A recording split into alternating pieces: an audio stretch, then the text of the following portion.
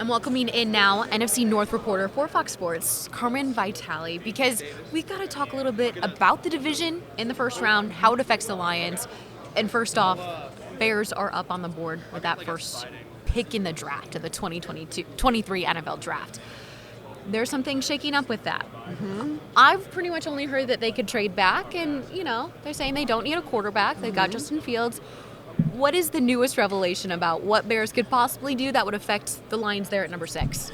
Yeah, I mean, I think the general consensus has been, or the most popular option, at least amongst fans, is, all right, we want to trade down. The Bears have so many holes. They need capital, not just for this year, for next year. And I think that fourth spot that the Colts have right now, the Colts need a quarterback. And to go down 3 spots, you could still get a haul, given that you have the first overall pick. Yes. And you could get a haul that includes a first rounder in 2024 as well. Mm-hmm. That was kind of the big, all right, this makes sense. This is the best of both worlds. You get a haul, but you also then theoretically get one of the 2 best defensive players in this draft, because you have the Arizona Cardinals sitting there who also don't need a quarterback. Well, not going to take a quarterback. Yes. That's a whole other conversation. But now, between Will Anderson, Jalen Carter, those are the 2 best defensive guys. You can use either one of those. Okay. And you would be happy with either one of those. So 4 just seemed like a good spot. Well, now all of the stuff that came out with Jalen Carter, I don't know how much it's going to ultimately end up hurting his draft stock, because we're still 6 weeks away from the draft, and Right. the NFL tends to have a short-term memory when it comes to stuff like this sometimes. But the Bears have been preaching character, really guys of high integrity, culture, all of that kind of stuff, and they've operated as such under Ryan Poles' tenure so far. So to take a guy like Jalen Carter would be kind of contradictory to everything that you've said that you value. And if that's the case now, well, if Will Anderson is your only dude, then you might have to stay put at 1 if you really want Will. Yeah. Or you trade down even further, somebody maybe like the Carolina Panthers at 9, still in the top 10, but like that is going to net you a haul. Yeah. And if now you can start to look at filling holes all over the place. You maybe start looking at a top wide receiver, an offensive tackle, even one of these other edge rushers. I think it's a top heavy defensive edge rusher kind of class, but you're going to have a lot of good options still if you're still picking within the top 10. So, and then you get a haul, and then next year, this is still a multi-year process for the Bears. Yeah. So, but all the stuff with Jalen Carter now just kind of threw this whole wrench into things. And now it'd be very interesting. I haven't looked it up, but I'd be very interested to see like the Vegas odds, because they were saying Bryce Young first overall. That was the safe bet. Because Bears would trade back. Because the Bears would trade back, or maybe they would take. I never actually thought that was going to happen, but you never know. But now I'd be interested to see if those odds have changed, and maybe Will Anderson has better odds to be the first overall pick to the Chicago Bears. So essentially, worst case scenario for Detroit is if Chicago stays put there at number 1 and defensive players come off the board earlier than anticipated. With that said, who do you think will be there at number 6 for the Lions? Who do they need? I mean, I feel like, so I keep saying this, and I love it. Like, the Lions are such a fun team. They're also a sneaky good team. They're a talented team so far. They're a young team, but the amount that I talked to Brad Holmes, or asked Brad Holmes about this yesterday during his media availability, the amount of production they've gotten out of their defensive rookies in particular, not just Aiden Hutchinson, who you guys took to second overall. Rodrigo, Kirby, and even Houston. Yes. James Houston, who wasn't even a draft pick. So the fact that he was drafted just very. Oh yes. Yes, sixth-round draft pick. Yes. 6th round draft pick. Very late. Yes. I have a small school, but like the fact that you have coaches that can develop this talent, and that's been proven to you, sitting with 2 first-round picks, I have all the faith in the world. Right. That I'm like, the Lions are the dark horse this year. Do you think they'll actually use that second first-round pick? Could they trade back, get more capital? Yes, everything is on the table at this point. My kind of interesting, maybe ideal scenario, though, is actually taking a quarterback with your first round pick. No. Not because I don't believe in Jared Goff. I like Jared Goff. Brad Holmes said yesterday there is no one behind Jared Goff. No, exactly. And it's been an issue for Detroit. Exactly. And when I think those words are also chosen carefully. Not only, that there's no one behind Jared Goff. He didn't say there's no one as a backup. There's no one behind Jared Goff. Right. That can mean backup. That can also mean the future. And if you want to are- develop yeah, someone, yeah. we see it time and time again. Patrick Mahomes is the poster child for this. Quarterbacks, no matter how good they are in college, if they're given time to kind of sit behind someone else, a veteran, learn the game, be eased into the game a little bit more, they are set up for success for the long term. Yeah.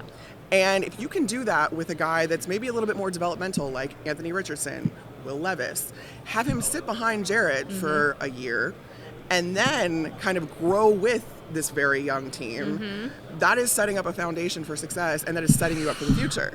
So that's my little. I mean, I don't know if that's on their radar, but I would love that for the Lions. Well, I love how you just broke that down, because I came in, I was thinking about this last night, thoughts before bed, and I'm like, I'm not going to overthink this. The Lions are not going to draft a first-round quarterback. I'm not going to overthink it. Everyone's been, but how you just eloquently put that. Would I hate Anthony Richardson coming to Detroit? Absolutely not. Everyone I've talked to around the league, scouts, coaches, I mean, I think he's now gotten a little bit more buzz, but this was a couple weeks ago where I was like, are we not talking about Anthony Richardson enough? And they were like, no, y'all are not. And I was like, oh.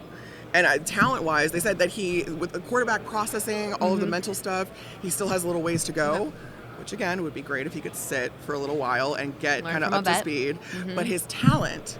Yeah. I was like, is this a guy that could go top 5? And they're like, yes. Wow. I've heard from multiple people that he is absolutely someone that could go in the top 5. So if you and especially with how quarterbacks rise. So if Lions go number 6, Anthony Richardson, that wouldn't surprise you? No, God no. Wow. Not at all.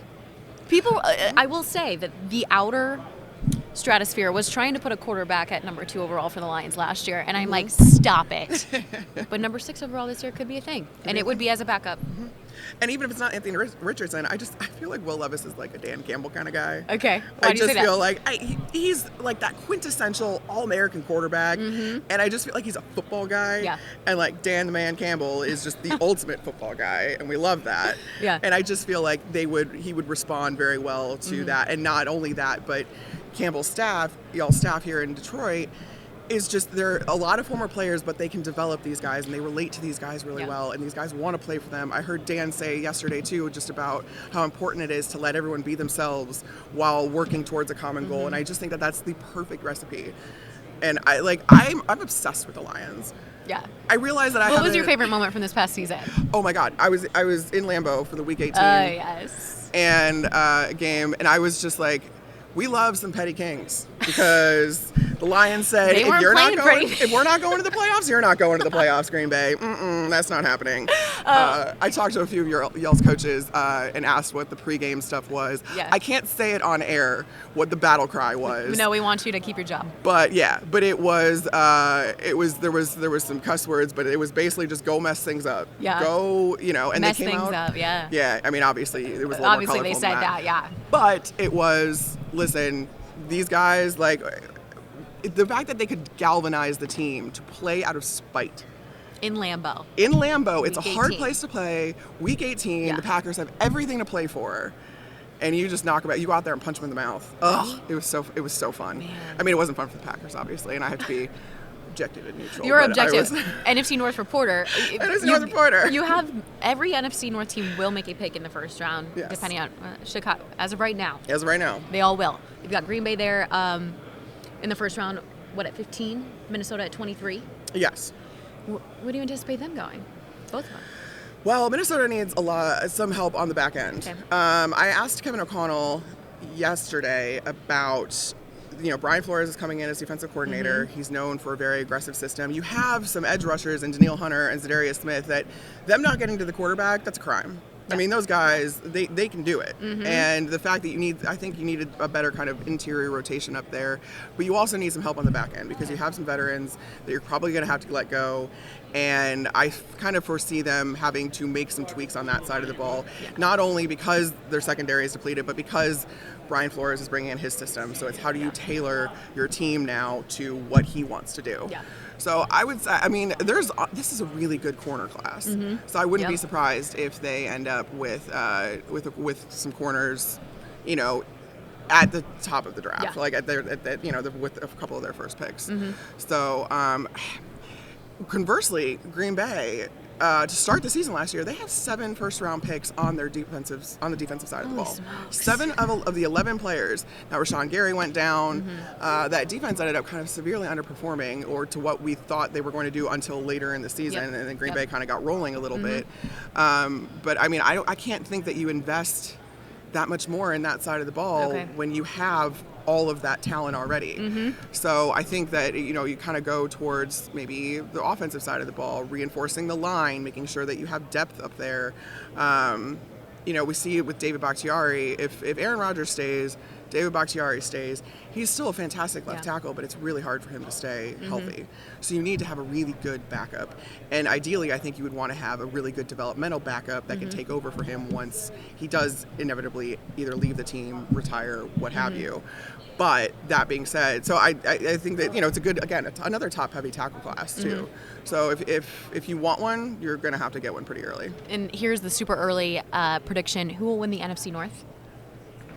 I'm saying my dark horse is the Lions. Okay. Are they dark horses now? I don't know. I think on a national level, that's the thing. Oh, come on. I mean, so I came from Tampa. I was with Buccaneers for 6 years. Yes. And you get kind of caught up in a bubble, Yeah. right? Yeah. And because you see these guys every day, and you have all the faith in the world in them, and it's all justified. Yeah. But then I feel like when you kind of get outside of it and you look at kind of the national narrative on all this other stuff, like, Lions are still relatively unknown to the rest of the league, Come on, I think. know them. But it's good, because then I feel like that's great. 'cause sneak you up just on Sneak up them. on Yes, be underestimated. Be underestimated. That Yeah. gives guys all the motivation in Yeah. the world to come out and, again, punch people in the mouth. Green Bay wasn't expecting y'all to do that, so it was. That was. Oh God, that was the best. That was awesome. Pondering that. Even the Green Bay game in Detroit, I was there, and Kirby Joseph's Two interceptions two in that first one. interceptions on Aaron Rodgers. I have to think that an Illinois kid. I know he went to Illinois. Yeah. You know, picking off Aaron Rodgers. That would be Okay. pretty special for him.